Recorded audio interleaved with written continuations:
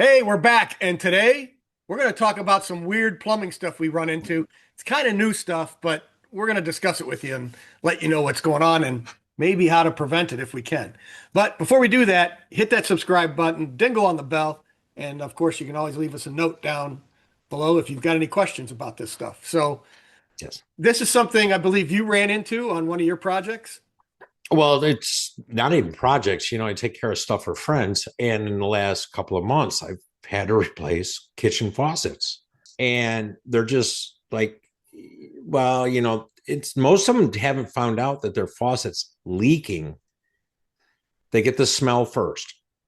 Right. And then they open up the cabinet and they see what you're showing here is a picture of the last one I did.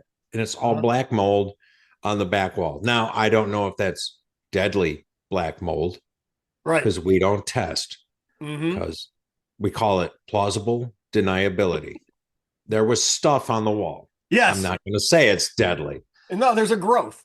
Just There's a growth. a Well, and simple people growth. have to understand mold is always there. If you take a mold test stick, and you rub anything, you will probably find mold spores. Yes. Mold spores are not the problem. It's humidity and temperature, and you get a bloom. Right. And a food That's source. when it becomes bad. Right. This is a bloom. Yes. So this is no good, but it doesn't mean it's deadly, but it stinks. This one had leaked slowly for so long that the whole kitchen base cabinet was rotted away. Oh, The the bottom was, yeah. mush, cabinet next to it. Fortunately, there's an end panel, and then dishwasher. Okay. So you get underneath there and you say, okay, what's leaking? And your first thought is it's one of the water lines attached to the valve, which is your common. Maybe one of these, where I live, these air chambers are legal. I would Right. not do it in my own house, even though it's legal here. But you also notice it's CPVC plastic. Yeah. Right That here. stuff with heat gets brittle. Don't like that either. So I get under there and start checking. I'm like, valves aren't leaking, drains aren't leaking. Well, there was a little leak on the one, but that wasn't causing this. Right. Um, so then you start following the drip and going up. And paper towels are a great way to find it. You put the paper towel on the bottom, you figure out where the drip is. The drip is coming off the pull-out spray line, which Yeah. is probably because it's the lowest one. It's got the weight on it. Right. And then this is the picture laying in the cabinet straight up at the bottom of where the faucet mounts to the granite top. Right here. And you can see it's been leaking for maybe a day or so. Well, 2 years plus a day or so. Now, was the countertop also rust stained around the faucet? At the top, it had a little bit, but not much. But it's also a dark stone, so it wasn't Oh, real obvious. okay. It looks like it's white here. So, Yeah, well, that's the fiberglass mesh. It's a granular stone, so they always put the reinforcement on it. right. But anyway, so I get underneath there and I see that it's leaking down there, and I start following the lines up. And what do I find? Nothing, because I can't see where the lines connect to the valve.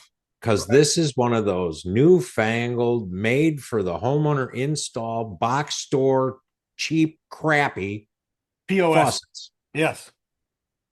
It basically is a faucet with line sets coming out of it so that all you got to do is screw them into the Right. valves. And that's what this is coming down Yeah. here. That's all connected. It's all one thing. It's done. Yes. And you'll also like this. You see the little tag on there? Yep. Right It's not here. clear. Yeah. The one that says hot Yeah. It's on the on the cold. right side. Yeah. What hot's usually on the left. Yep. Yeah. So the faucet is backwards, installed backwards. So this is, and again, they weren't leaking there. They're leaking inside the housing of the valve, Up, inside the faucet, on up top of into, the sink, on top. They're leaking inside. I don't know how they connected those flexible lines to the valve body. And I don't know if the valve body is brass. I don't know. So you see how this is made. You have these lines that are flexible. They go up into A. right. Let's look at the lista de pieces, the Right. faucet body. Yep. I have no idea how it's connected. And you can't open it. You can't get in there. Yeah. There's no way to repair it. No, You just replace it. That's the only it just option. keeps happening. Back in the day, a couple years ago, you bought a kitchen faucet, you bought any faucet, you had brass tubing coming out of or you had copper tubing come out of a brass valve body Yep. with little 6-inch stubs. And you had to go buy extensions, whether you needed a 12 or 14, 18, 16, whatever. Right. Yep. Oh, no, let's make it easy on people. Yeah. These things are absolute garbage.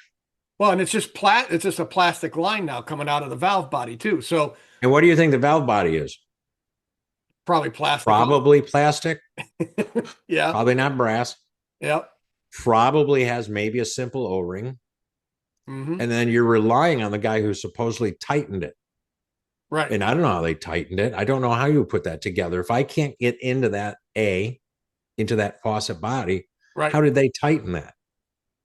Do I have a special machine? Yeah. Or it's crimped in there, or who knows? My guess would be that it's crimp. And the reason I say that is because, especially down here with humidity, if you have any moisture trapped under your sink base, which is not unusual, we're not talking excessive, not mold producing, but Right. just a little. Well, that crimp, if it's not stainless, it rusts, it releases. Yeah. Run a little hot water through there, softens the tubing. Guess what you got? It starts Drip, all over again. drip, drip. Yep. So this whole thing is about marketing fixtures for the homeowner that is only going to cause homeowners problems down the road. Yeah. Well, and it's probably also going to reduce the cost because now you just got a couple pieces of plastic tubing coming out of it. You're not using a brass body. You're not using copper lines. You're not putting that flared fitting on the bottom with the half-inch IP. The ferrules, Yeah. I have a box full of ferrules. Yeah. You buy a valve with the 3/8 coming out of it, and you just take the nut and the ferrule and you throw them in your toolbox, and you just take Right. that line and connect it. Yep. And I mean, yeah, I've installed these, but the problem is these things are 5, 6 years old. And they're starting to go already. And the problem is water. Water's the biggest reason for lawsuits in residential. Hmm. Water infiltration, mold, water. If it's second floor in a condo and it starts dripping down in the first floor, it's all you, babe. Right. You know. So these faucets, be very careful where you get them. Don't buy the cheapest thing you can buy.